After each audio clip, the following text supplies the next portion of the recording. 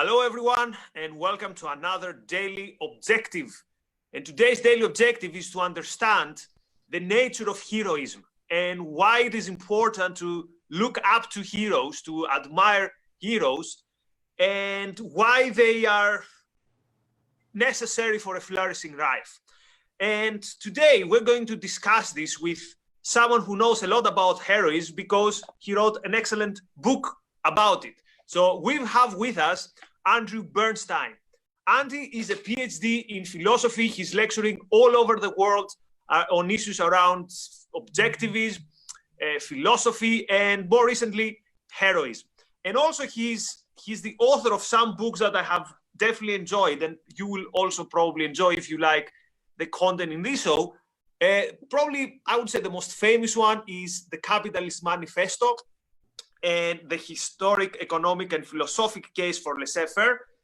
But Andy is not only writing theoretically about heroism, but he's also creating fictional heroes. So he's also writing fiction, and his latest work is the book A Dearth of Eagles. So I also have my co-host Gloria today with us, and today we're going to discuss heroism with Andy. So Andy, what is a hero, and what is the role that heroism has played in your life and in your, let's say, intellectual and personal journey? Well, that's a really good question, Nikos. And all the research I did to write this book, and I want to thank Brad Thompson and the Clemson Institute for the Study of Capitalism for hiring me and paying me well to write this book. All the research, and the 19th century, there was a lot of debate about heroism, and nobody ever defined the concept. So, I'm in a good tradition here, right? With Socrates, we need the importance of definitions for a moral philosophic concept. So one of the things I wanted to do was define a hero. And I think, first of all, I think Ayn Rand is absolutely right that human life is the standard of moral values. And so that heroes are take action in promotion of human life. They're not destroyers. They're building, constructing, creating, not destroying or killing. So that's one aspect. I think the epic heroes that are most easily recognizable have prowess or ability above and beyond that of every man and every woman, whether it's intellectual prowess, say like Aristotle, or bodily strength and toughness, like a great military hero fighting in support of liberty. In some form, heroes generally have ability or capacity above and beyond that of every man and every woman. They put it in service of human life.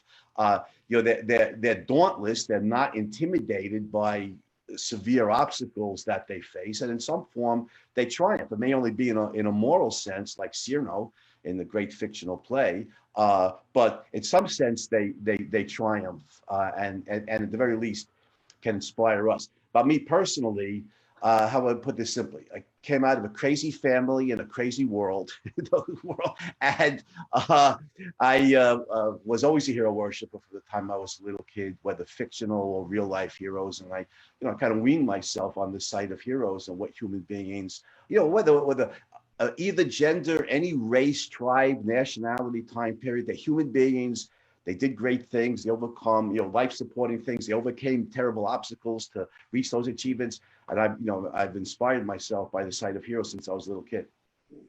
And now that I think about also for my life, that's what I found exciting in sports. It's basically a small version of life where heroic achievement becomes very easily visible. It's like the guy who takes the last shot, or it's the team that is like 15 points behind, but then they kind of struggle their way back. So I think, heroism can not only be found on the large scale of history, but also can be found on let's say the things that inspire you on an everyday basis. So Gloria, why don't you also give us, let's say, what is your relationship with the concept of heroism, and who were the heroes that inspired you in your intellectual development and personal development, even probably more important?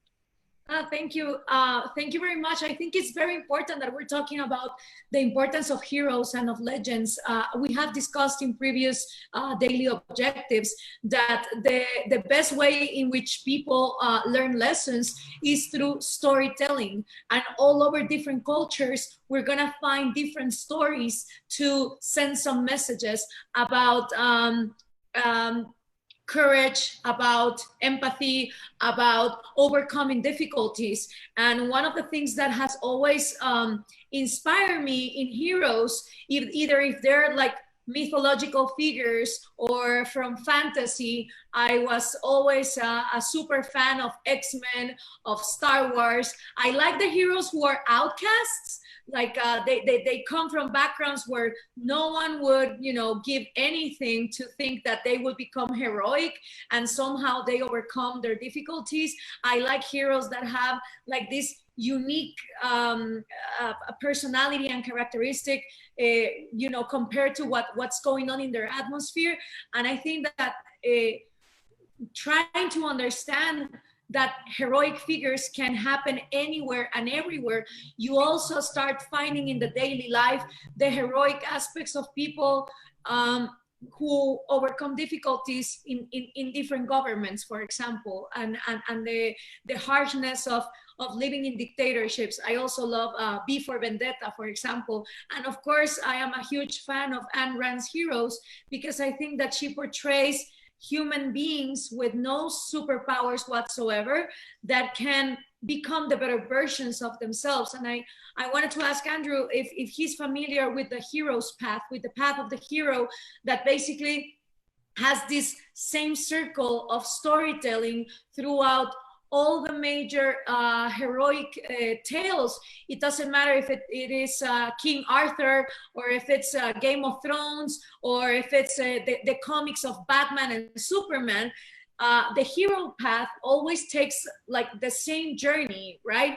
And it comes to a point where the heroic figure has to decide if he's gonna become something better and something unexpected that changes the course of history, not only for him, but for the people who surround him. Is that Joseph Campbell, Gloria? Yes. Yeah. No, I'm just only mildly familiar with Campbell, so I need to, you know, read more of him. But you mentioned some of my favorite heroes. I mean, my all-time favorite hero, fictional or real life, is Howard Roark in the Fountainhead, and that's always been my personal favorite book.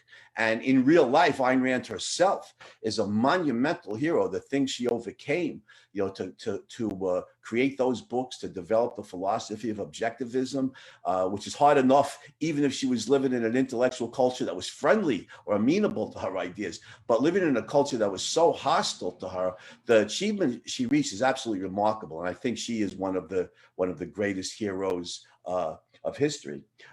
In the hero book, in Heroes, Legends, Champions, Why Heroism Matters, the heroes that I really focused on are, you know, diverse heroes. Maria Montessori, the great educator who overcame tremendous obstacles to support independent cognition for children.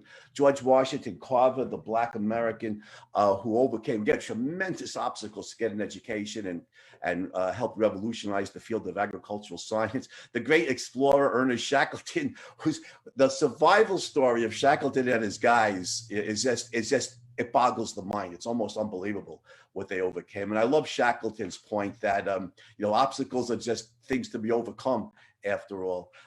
You know, so these are some of the great heroes that I've you know, drawn inspiration from. And to your point, Nikos, about sports heroes, one of the things I love about sports is that you have this physical ability, and it's all put in service, this tremendous physical talent, all put in, and sometimes, you know, the use of the mind as well, but generally physical, put in service of winning the game. Nobody has to get killed. Nobody's even supposed to get hurt if you're playing football or basketball. You know, even in a boxing match, you're supposed to stop the match if somebody's in danger, you know, of getting hurt. And just to bring up my all-time favorite sports hero, a little sore point for our good friend Rosie Ginsburg, is Michael Jordan. You know, the GOAT, the greatest of all time in the field of basketball. And, you know, my good friend Rosie made the mistake of rooting against Michael Jordan, you know, in the NBA Finals, and that's always a losing proposition. So next time Michael Jordan's played in the finals, Razi, you know who to root for. So here's another thing I want to bring in the discussion. It's like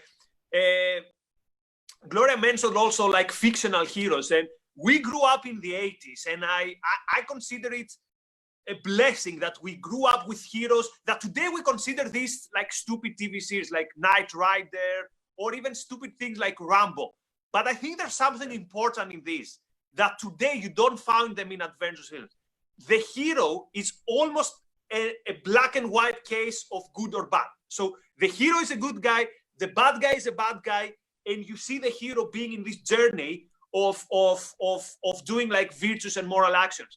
What I don't like today in the culture and in the superhero movies and all that stuff is this idea that, well, we're all a bit gray. There was this TV series, for example, interviewing Mossad agents, and 9 out of 10 questions were, yeah, but you're also killing. Yeah, maybe you're stopping terrorists, but what about the fact that you're using like these kind of methods? And we see this also in Hollywood, that the hero is always kind of wondering, am I really the good guy here?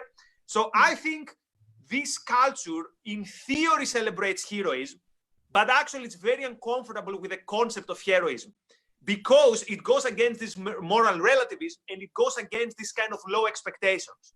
So basically it celebrates mediocrity, or even worse, kind of this acceptance of defeat, but it's not happy with grand visions. See how, for example, it treats Elon Musk. Most people treat them with like suspicion. So the point I'm throwing to both of you is, are we living in a culture today which is basically not only anti-heroic, but also suspicious of heroism? Well, there's no doubt that the intellectual culture, Nikos and Gloria, is dominated by the anti-hero mentality. The view is that human beings are basically not capable of greatness. First of all, we're molded by society. The theory of social determinism, and what Ayn Rand calls the social primacy of consciousness, is dominant in philosophy. The influence here is German philosophy, primarily Hegel, but behind Hegel, Kant, and also, following Hegel, Marx. The idea that social forces make us what we are. And so, that in itself, militates against the idea that an individual can rise up out of, the crushing capitalist system, that exploits the workers in the Marxist version of that. And then there's the Freudian version, another form of social determinism, and then we're molded by dysfunctional families and stuff. Hey, I come out of the most dysfunctional family imaginable, but I don't hold myself up as a hero, but I was able to escape that kind of craziness to lead a good life.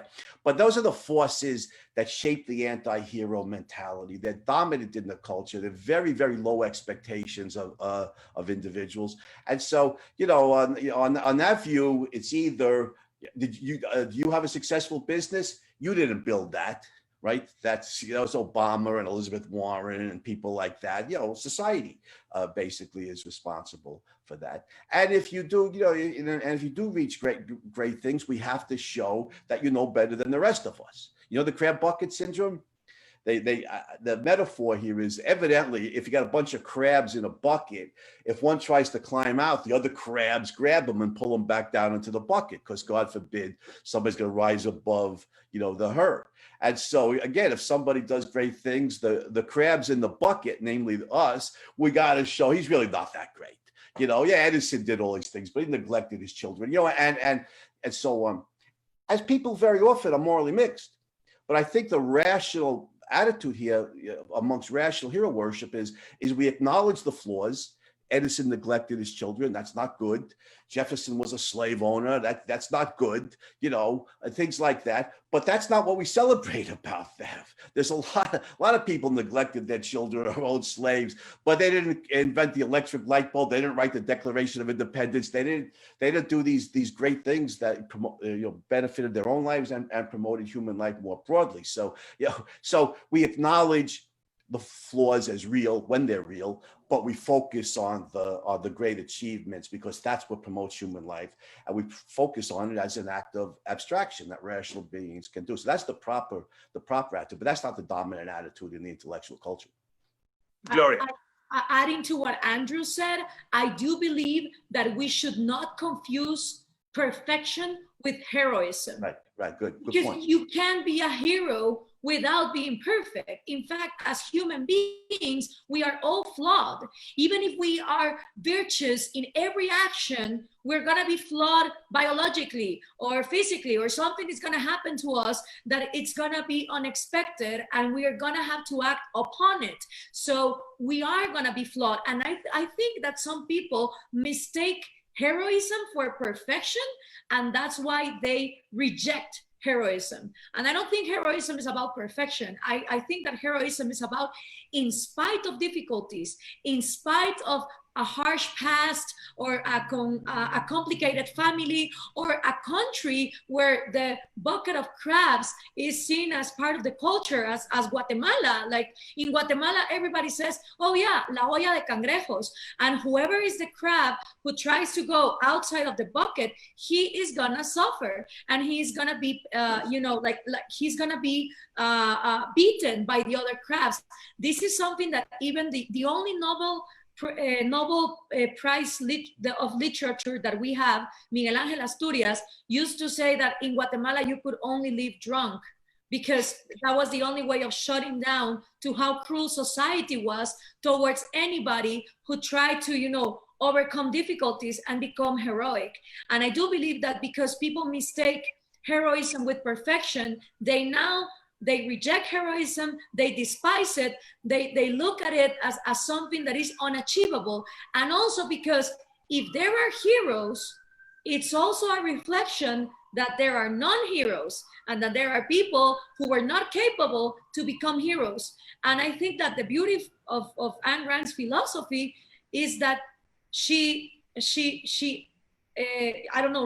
to everybody that we are all in a capacity of becoming the heroes of our own lives, just by making the decision of not subjecting the rest of the population to our own desires, and not expecting everybody to be sacrificing their missions for us. Just with that, we can all become heroes. And I think that if we separate the mythology of heroism, which Joseph Campbell explains that in the path of the hero, there are some things that are used, but they are symbolic, like the sword of the hero, or the spaceship, or his ability to fly. Those are all like examples of the things from within that a hero must build in order to fight for the good. But nowadays we have this anti-hero culture. A movie like The Joker.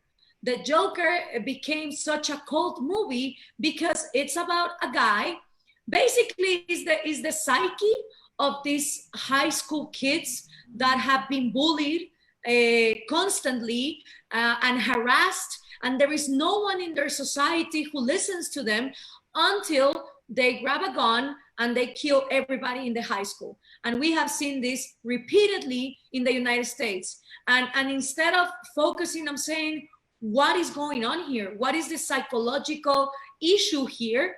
Now they make movies, praising this kind of attitude in someone like the Joker. And there's a new generation saying, no, it is okay. If you cannot become a hero for the horrible circumstances that happen to you, then it is fine that you become a villain.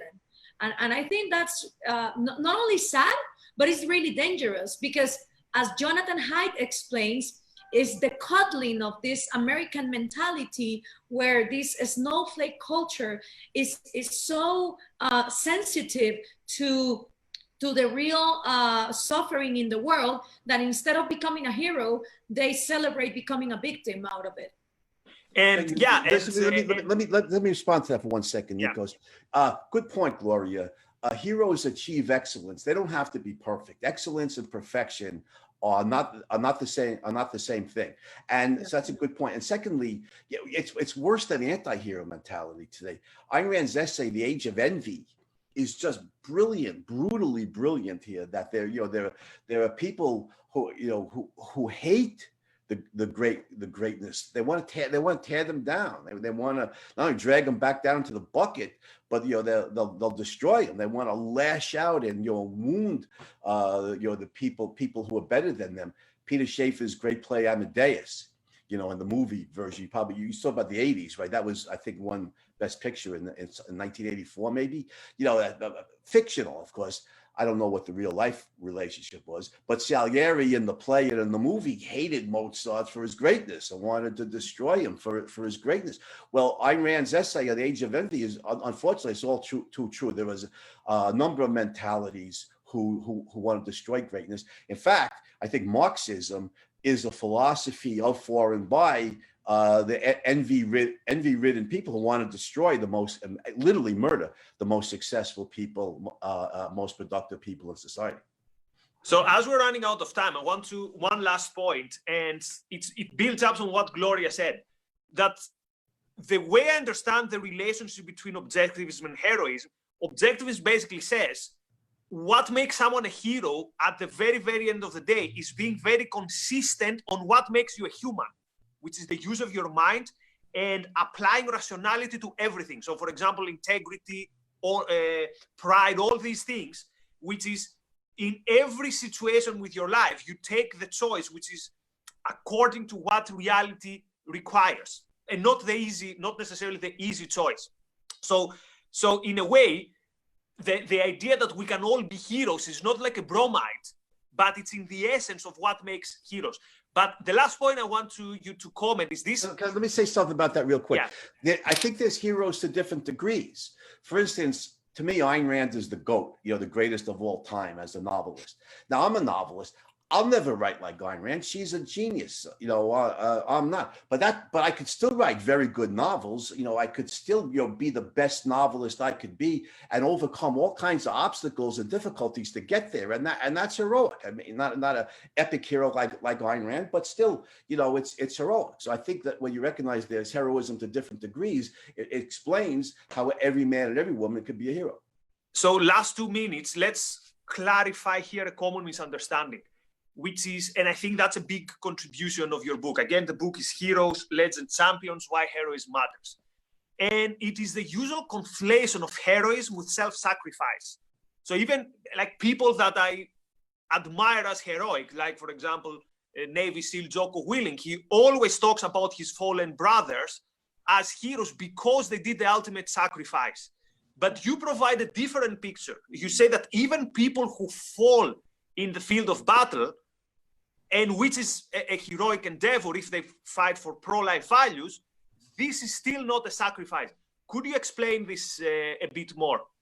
Yeah, I mean, the moral concept of egoism, that we should act in pursuit of our self-interest and our own happiness. Ayn Rand explained this brilliantly. The essence of it is holding values, things that are dear to you, whether, for me,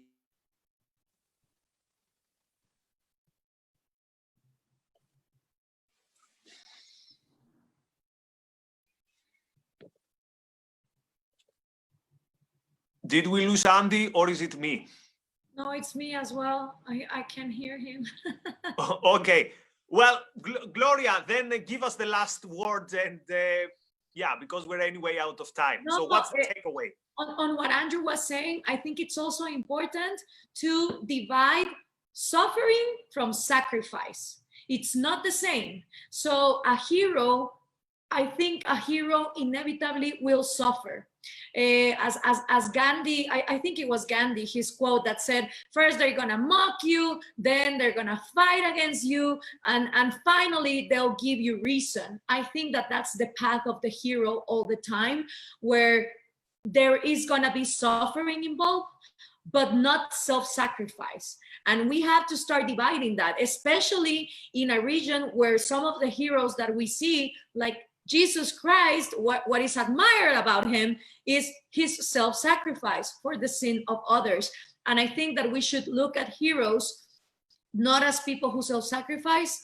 They are actually heroic because they don't compete with anybody else, but only with their older version of themselves. They don't feel envy towards others. They just feel this commitment to be the better versions of who they can become. And that involves suffering. Yes, that involves sometimes a society that won't get you, that will attack you, that will even, ignore you, but it doesn't mean self-sacrifice. Yeah, and to put it in very simple terms, if you die defending your town from ISIS, you could say, in my hierarchy of values, I prefer dying fighting rather than living under ISIS. So it makes sense how it is. It involves difficult decisions and maybe suffering, but still in your hierarchy of values, it's better than the alternative, which is living and bowing to tyrants. Anyway, we're way out of time. Yes. If you didn't get enough of Andy, he will be tomorrow with us in the Ayn Rand, in the London Ayn Rand meetup at 7 o'clock, where we will be discussing values. So follow the Ayn Rand Center UK, follow it on the meetup app, and you will get the notifications about our events. Again, the book we discussed today with the author who the internet gods took him away from us, Heroes, Legends, Champions, Why Heroism Matters. So from myself and Gloria, all the best. Bye-bye. Bye, Nikos. See you soon. Ciao.